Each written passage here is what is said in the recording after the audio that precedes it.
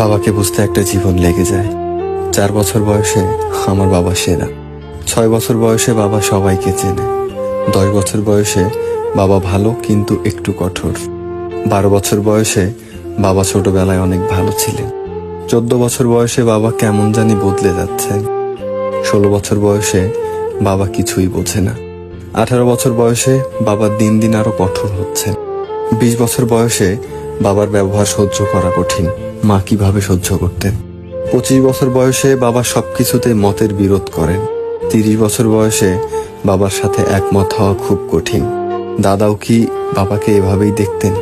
35 বছর বয়সে বাবা আমাকে নিয়মের মধ্যে বড় করেছেন, আমাকেও আমার সন্তানদের তাই শেখাতে হবে। 40 বছর বয়সে বাবা এত কষ্ট করে আমাদের বড় করেছেন, আমি বুঝতে পারছি। 45 বছর বয়সে আমার সন্তানদের সামলানো কঠিন। বাবা কত কষ্ট করেছেন আমাদের ঠিক পথে রাখতে। 50 বছর বয়সে বাবা সবকিছু দীর্ঘমেয়াদী পরিকল্পনা করতেন। তিনি ছিলেন দয়ালু ও বিশেষ একজন মানুষ। সত্যি আমার বাবা সেরা। এই পুরো চক্রটি শেষ হতে 50 বছর লেগেছে, কিন্তু শেষ পর্যন্ত আমরা আবার প্রথম জায়গায় ফিরে যাই। আমার বাবা সেরা।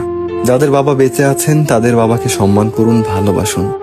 আর যাদের বাবা বেঁচে নেই, আল্লাহর কাছে দোয়া করুন যেন তিনি তাদের ক্ষমা করে দেন ও জান্নাত নসিব করেন।